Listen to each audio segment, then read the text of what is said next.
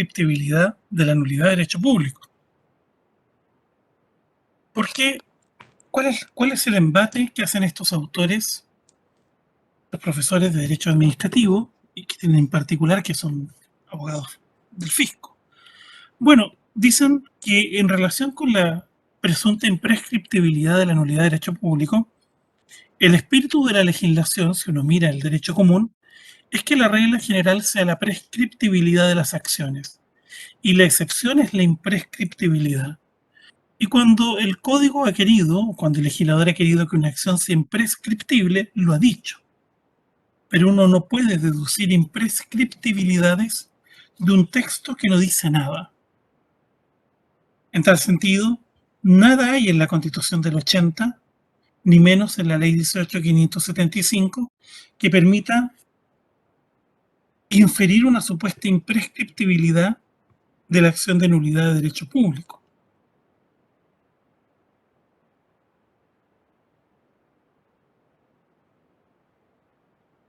Además, no deja de ser particular el hecho que el artículo séptimo, inciso tercero, perdón, dice que todo acto en contravención a este artículo es nulo y originará las responsabilidades y sanciones que la ley señale.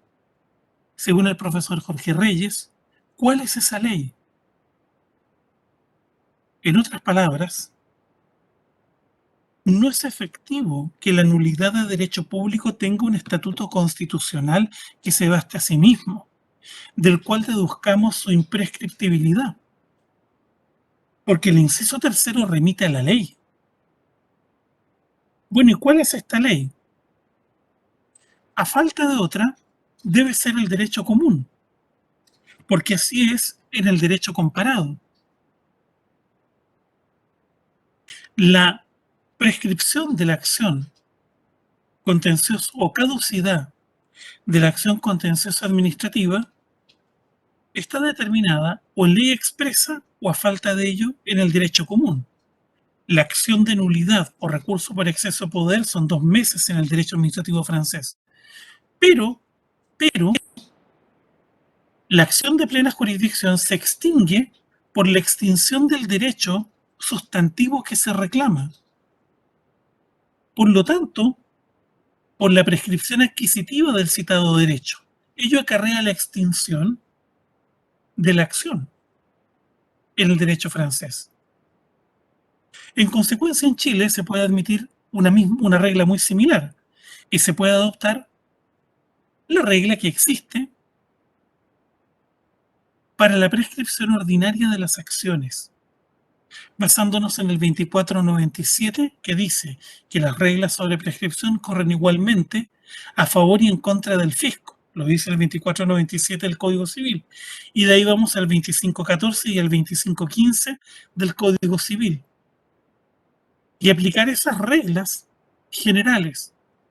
No aplicar las reglas de la nulidad del acto jurídico privado porque no se trata de una convención, no se trata de obligaciones que emanen de una convención, sino que de un acto administrativo. Además que la propia imprescriptibilidad que alegan Soto y Fiamma y sus seguidores plantea algo paradojal. La nulidad de derecho público, dicen ellos, responde al imperativo de la seguridad jurídica. Y por lo tanto, ¿cómo es posible que para asegurar la seguridad jurídica se termine afectando la misma seguridad jurídica de aquellos cuyos derechos o situaciones se han generado al amparo del acto administrativo viciado? Pensemos, por ejemplo, de una expropiación ilegal realizada en el año 1930.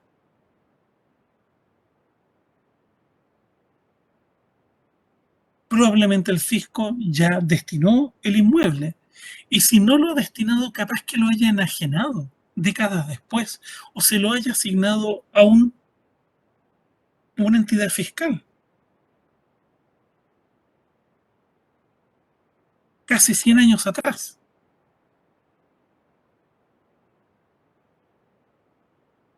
En un primer momento, la jurisprudencia tendió a orientarse en el sentido propugnado por los cultores de la teoría de la nulidad de derecho público, y básicamente asumieron todas las características de esta nulidad. El argumento fue que el derecho público no contemplaba una norma que declarase prescriptible la acción o hiciera aplicable las normas del derecho privado. Tampoco las normas de derecho público permiten su integración con normas del derecho privado. Argumento francamente débil porque hay una integración cotidiana entre uno y otro. Dentro del Código Civil hay normas que aplican derecho público y dentro del derecho público hay normas que aplican derecho privado. Por lo tanto, el argumento de la jurisprudencia era un argumento de la autarquía del instituto. En un segundo momento se sostuvo que la prescripción es una institución de orden público que entregaba estabilidad para consolidar relaciones y situaciones jurídicas. Por lo tanto, la imprescriptibilidad era la excepción y requería de texto expreso. Como la Constitución era silente en esta materia, había que acudir al Código Civil, por lo tanto, prescribía, si no la acción de nulidad, a lo menos la acción declarativa de derechos en favor de una persona. En la primera etapa de la nulidad de derecho público, que transcurre desde aproximadamente comienzos de los 90 hasta comienzos del siglo XXI, los primeros años, la jurisprudencia debió enfrentarse al problema delicado de los actos administrativos que habían sido dictados por la dictadura y que habían confiscado derechos, habían privado de sus derechos en forma ilegítima a simpatizantes o militantes o bien terceros sin ninguna relación con el gobierno derrocado en el golpe de Estado del 73. Y por lo tanto, el estatuto de la prescriptibilidad de la acción de derecho público conforme al Código Civil impedía brindar justicia a estas personas. Por ejemplo, Hortensia Bussi, viuda de Allende, le habían confiscado su automóvil, Fiat 600. A Mireya Baltra le habían confiscado también su automóvil. A Volodya Teitelbaum le confiscaron su casa habitación. Fueron casos francamente vergonzosos. Hubo gente, inclusive más conservadora, que por el imperio de la delación que imperó en esos años se delataba a la gente, perdieron inmuebles. El hermano de uno de los comisionados de la Comisión Ortúzar fue privado de 3 inmuebles. Probablemente los arrendó, no lo sé. Esta persona demandó al fisco de Chile en la década de los 90. No estamos hablando de la pérdida de cualquier inmueble, en inmuebles situados en muy buenos barrios en Santiago. Hubo confiscaciones de departamentos. ¿Para qué hablamos de las confiscaciones de las sedes partidarias y otras cosas por el estilo? Privación de derechos previsionales, etcétera, ahorros. Fueron muchas las personas afectadas, muchas. Y en esta época, inmediatamente posterior al restablecimiento de la democracia en Chile, la nulidad de derecho público brindó una solución. Con su tesis de la imprescriptibilidad brindó una solución a esos problemas urgentes de justicia transicional. Pero como el tiempo transcurría, comenzaron a aparecer otros demandantes que trataban de impugnar actos dictados por la dictadura militar y que les habían afectado en términos regulatorios respecto a actividades económicas que realizaban, pero no había claramente detrás de ello una persecución política. Hubo otros que impugnaron actos expropiatorios de la década de los 60, de los años 50, y así. Según un autor,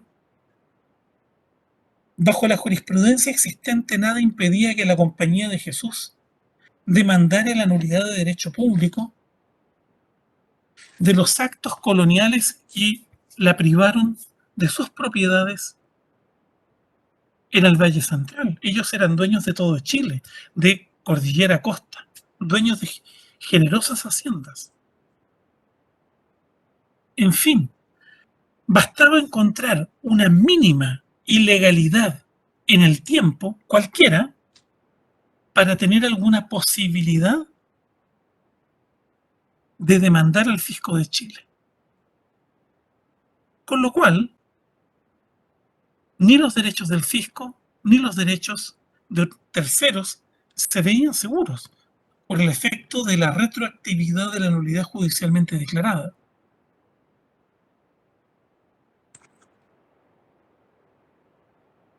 Frente a ello, en un segundo momento comienza a cogerse la tesis de la prescriptibilidad. En algunos casos de la acción de nulidad de derecho público fueron sentencias de Corte de Apelaciones y en otros de las acciones patrimoniales derivadas de la nulidad de derecho público. Porque el artículo tercero, el 2497 del Código Civil, hacía aplicable la prescripción a favor y en contra del fisco de Chile.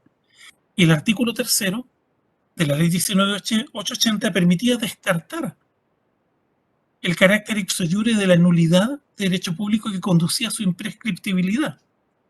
Con lo cual, la estabilidad, paz y seguridad jurídica aconsejaba integrar otros derechos en el derecho administrativo.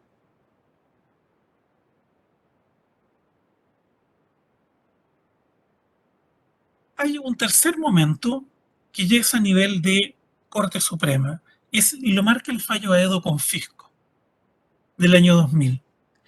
En el fallo Aedo Confisco, la Corte Suprema comienza a distinguir entre los efectos de la acción de nulidad y sus consecuencias patrimoniales. Y dice que respecto de la acción de nulidad rigen todas las características que ha dicho la doctrina Soto y Fiamma, de que ella es imprescriptible, etcétera, etcétera. Pero las acciones patrimoniales deducidas por la actora que derivan de la nulidad de derecho público son de contenido patrimonial, son acciones pecuniarias y por lo tanto, como todas las acciones pecuniarias, prescriben de acuerdo a las reglas del Código Civil.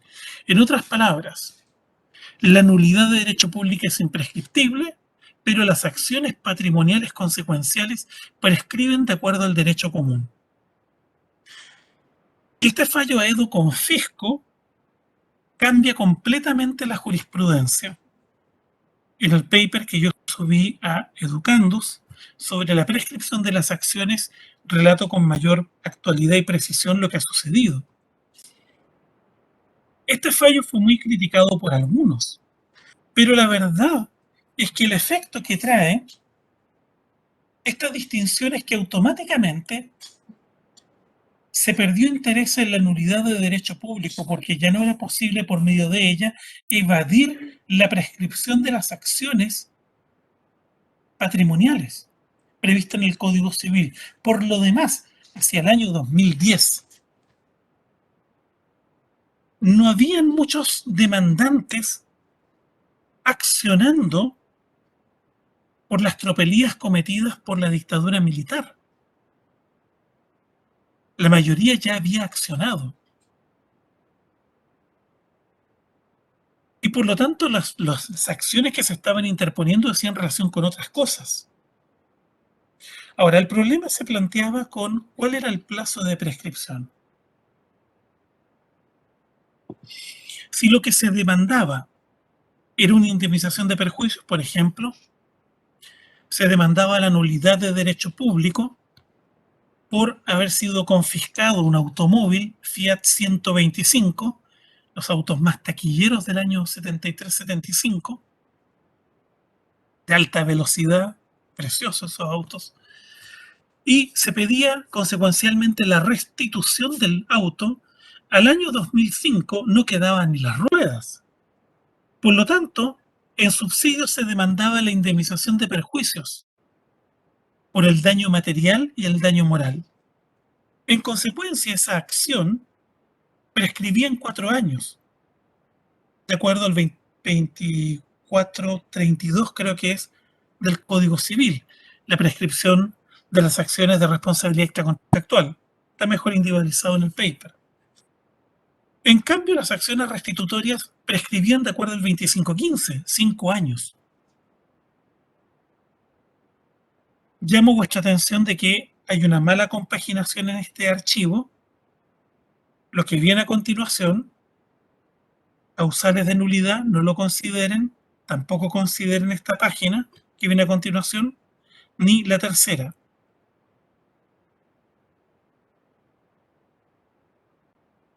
Después de ese título, consideren la cuarta. En el año 2010 aproximadamente se dicta Eizaguirre Confisco, 2007-2008. Eizaguirre Confisco establece una nueva distinción. Hasta entonces se decía, desde Aedo Confisco, acción de nulidad prescribe de acuerdo al derecho, no prescribe, imprescriptible. Acciones patrimoniales de acuerdo al derecho común. Con Eizaguirre Confisco se introduce en la jurisprudencia, ya venía siendo insinuado de antes, la distinción entre acciones de nulidad y acciones de plena jurisdicción. Y lo que dice la Corte Suprema, acogiendo la defensa fiscal, es que hay que leer el petitorio de la demanda. Si uno lee el petitorio de la demanda y se da cuenta que en realidad lo que se está pidiendo no es la nulidad de un acto administrativo,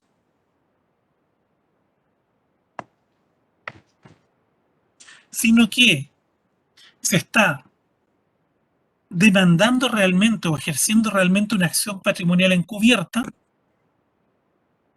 no hay realmente una acción de nulidad deducida ante los tribunales, sino que una acción de plena jurisdicción para la declaración de derechos. En consecuencia, el tribunal convierte la acción de nulidad en una acción de plena jurisdicción y hace prescribir la nulidad de derecho público de acuerdo a las reglas del derecho común.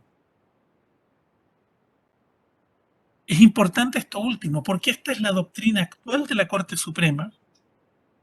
Si el petitorio revela en la demanda inequívocamente que lo que realmente se está demandando es una restitución o una indemnización, la acción de nulidad deducida se convierte en acción de plena jurisdicción y por ende prescribe todo, de acuerdo al derecho común. Pese a que esta distinción entre acciones no exista en nuestro derecho administrativo, como tampoco en el derecho administrativo español. Les reitero, esta es la tesis vigente en tribunales, aunque hay importantes votos disidentes del ministro Muñoz, que reiteradamente ha dicho que todo es imprescriptible. Lo que viene a continuación sobre los vicios del acto administrativo no lo consideran. De ahí hasta el fondo no consideren porque quedó mal compaginado el archivo. ¿Ya? Con mayor, con mayor detención me refiero a esto.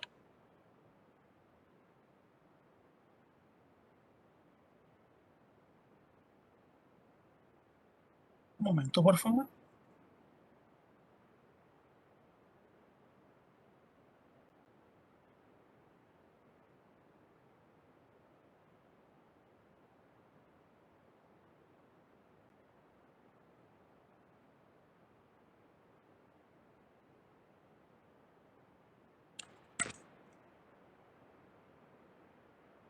En un artículo que subí Educandos, pero que no puedo acordarme dónde lo subí. Creo que lo subí Educandos.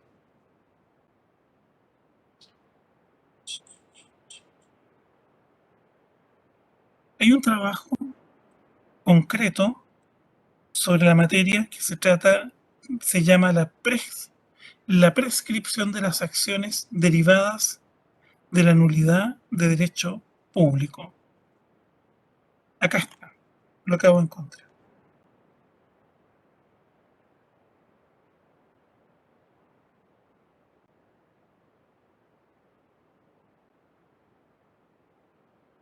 Este trabajo que les pedí que leyeran trata sobre lo que ha sido el derrotero judicial en materia de prescripción extintiva. Este es un trabajo que va a salir publicado en un libro sobre nulidad e ineficacia en el derecho chileno, publicado por la Católica de Concepción.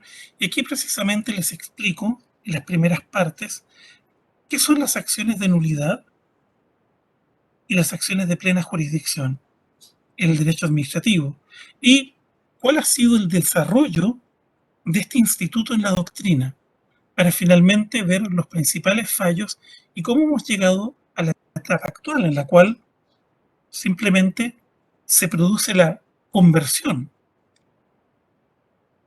de la acción de nulidad. Ahora bien, importante decirlo, si no procede la conversión, es decir, si lo único que se demanda es la nulidad de derecho público, ¿cuál sería el fundamento para sostener la imprescriptibilidad que no sea el culto a la autoridad de los autores? Porque al final del día, ¿por qué no prescribe la acción de nulidad propiamente tal? Porque es imprescriptible, siendo que si uno va al Código Civil, es muy claro, las acciones prescriben a favor y en contra del fisco. Y el artículo séptimo, inciso tercero, se remite a la ley, que es el Código Civil. Todo este debate se produce, insisto, por el hecho de que en Chile no hay una ley de lo contencioso administrativo y porque nunca ha habido tribunales contencioso administrativos, a diferencia de todos los países de la región. ¿Y por qué no decirlo? Todos los países civilizados, todas las ex colonias francesas, africanas, tienen contencioso administrativo. República Dominicana tiene un excelente contencioso administrativo. Y aquí cobran vigor las palabras que les decía sobre el hecho de la desprotección en los hechos que tiene el administrado por no contar con esto. Existe un fuerte movimiento de parte de profesores de derecho administrativo en la medida que las tesis de los profesores de la Universidad de Chile de los años 80 van cayendo un poco en un lugar secundario, producto del arribo de nuevas generaciones de profesores imbuidos de la doctrina nuevamente francesa y de la doctrina española. Se habla de que el derecho administrativo clásico chileno, a la francesa e italiana, ha experimentado un renacer desde la primera década del siglo XXI y que las tesis desarrolladas en la Universidad de Chile en los años 80 por dichos juristas y sus seguidores, que hoy día uno los encuentra en la universidad, en algunas universidades católicas, yo diría en la Católica de Chile, pero no todos piensan así, en la Universidad de los Andes, Universidad del Desarrollo, y paremos a contar, corresponden a la etapa neoliberal del derecho administrativo chileno, según el profesor Juan Carlos Ferrada. Este renacer del derecho administrativo chileno que se ha producido sobre todo con la dictación de la ley 18.575, la ley 19.880, las leyes que han creado, la ley 19.886 y las leyes que han creado los tribunales administrativos especiales, como el tributario y aduanero, los tribunales ambientales, entre otros, Tribunal de Defensa en Libre Competencia, han llevado a que se genere un momentum como para volver a plantear la necesidad de crear un contencioso administrativo en forma en Chile a objeto de terminar con esta desprotección del administrado. Porque al final del día son sus derechos los que terminan siendo vulnerados o afectados por la inexistencia de acciones idóneas para obtener tutela judicial efectiva ante la judicatura. Probablemente no en la perspectiva de crear un contencioso administrativo separado del Poder Judicial, como en Francia, algo rechazado por el Poder Judicial y la Corte Suprema, pero sí bajo el principio de unidad de jurisdicción como tribunales especiales dentro del Poder Judicial, siguiendo el modelo español. Hay presentaciones que se van a efectuar a la Convención Constitucional, esperamos que los convencionales lo entiendan. Entiendan que este tema es un tema relativamente técnico y que el populismo constitucional o la creación de acciones populares muchas veces no produce los resultados que se quieren. Y tengan presente que esta postura de recrear un contencioso administrativo en Chile es sobre todo de profesores de derecho administrativo de izquierda, de las principales universidades chilenas. No solo de izquierda, algunos de centro y de derecha también, dado que el fisco siempre corre con ventaja por el hecho de que tiene reglas especiales para litigar y segundo, que es muy difícil contrapesarlo en procedimientos concentrados que demandan una tremenda inversión de recursos para poder litigar en tiempo breve eficazmente en contra del fisco por parte del común de las personas. Bueno, el próximo lunes, la prueba es el próximo miércoles, ¿no es cierto?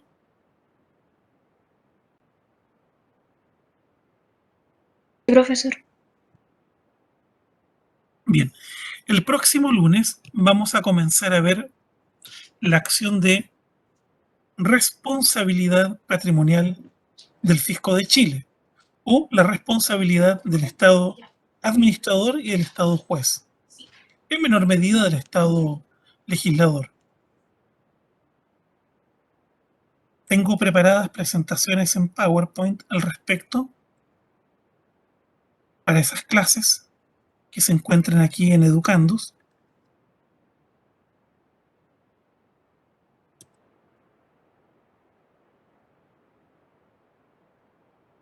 Aquí tenemos la primera, responsabilidad patrimonial del Estado administrador y legislador, y la otra, responsabilidad del Estado juez. Comiencen a leerlas, ¿ya? La prueba va a ser hasta la acción de nulidad de derecho público. ¿Estamos claros? Profesor, una duda. Los Sí, textos de los talleres no entran en la prueba, ¿cierto? sí, sí entran, Ah, siempre ya. entran. Una vez que la otra vez usted había mencionado que no iban a entrar, pero yo como consideré que era poca materia, por eso preguntaba. A ver, estoy un poco perdido. Déjeme, es que estoy un poco perdido, disculpe, mi mente está todavía en las vacaciones. Eh, a ver, pusimos, sí, hicimos dos talleres la semana que íbamos saliendo del receso el primero y el otro durante mi semana de vacaciones, ¿no es cierto? Tenemos dos talleres, ¿no es cierto? Sí, profesor. Y para los que asistieron al seminario de CIEPLAN sobre sustentabilidad fiscal, hay 5 décimas prometidas también, ¿ya? Así que eso entra para la tercera nota parcial, ¿ya? No sé si queda claro ahí. Sí, profesor, gracias.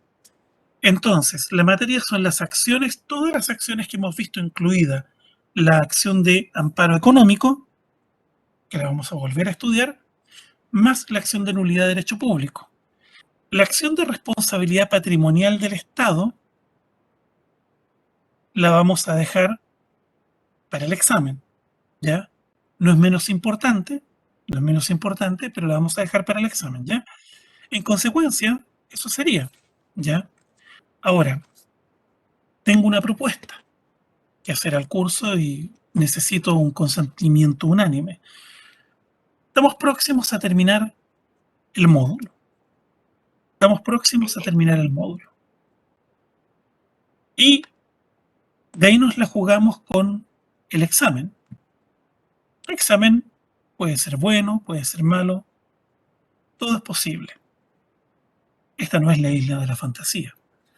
Entonces, mi propuesta es si después de la tercera prueba hacemos dos talleres con nota. sobre responsabilidad patrimonial del Estado. Y esas dos notas valdrían 1/3 de la nota de examen. Y la nota de examen que valga 2/3, como lo hemos hecho con las notas parciales. Es solo una propuesta. Objeto de tener, a lo menos, un control que les pueda ayudar a ustedes respecto de la materia que no alcanzaríamos a controlar en esta tercera prueba. ¿Ya? No sé si me explico claramente.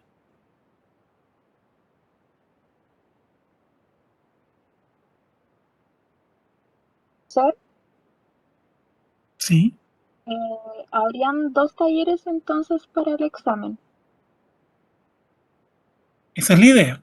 Después de la tercera prueba, les propongo hacer 2 talleres con nota sobre responsabilidad patrimonial del Estado. O bien podemos hacerlo sobre casos de fallos en cuestión. Estudiamos la responsabilidad patrimonial y podemos preguntar fallos. Sí, sí, tenemos que pensarlo. Pero es una propuesta. Si les interesa, les conviene o no, no sé si están complicados o no. De manera que la nota de los 2 talleres se promedia como siempre y valdría 1/3 de la nota del examen y los otros 2/3 saldrían de la nota del examen y ahí se formaría el 40% faltante. No es necesario que me den una respuesta ahora, pero sí les quiero pedir que se pongan de acuerdo y tomen, si están todos de acuerdo, bien. Si falta uno, no nomás. Nos vamos con lo que sea, ¿ya? Y se lo comunican, pero con cierta premura.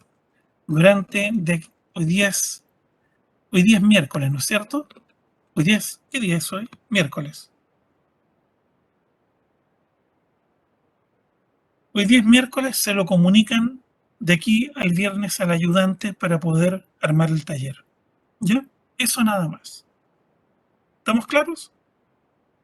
¿Estamos claros con la propuesta y los plazos? Sí, profesor, estamos claros. Ya. Ustedes verán, pero si no recibo ningún feedback para el viernes a las 5, entiendo que no estuvieron de acuerdo.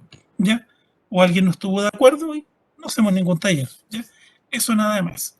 Eso no excluye que podamos hacer talleres no evaluativos. Quiero dejarlo bien claro.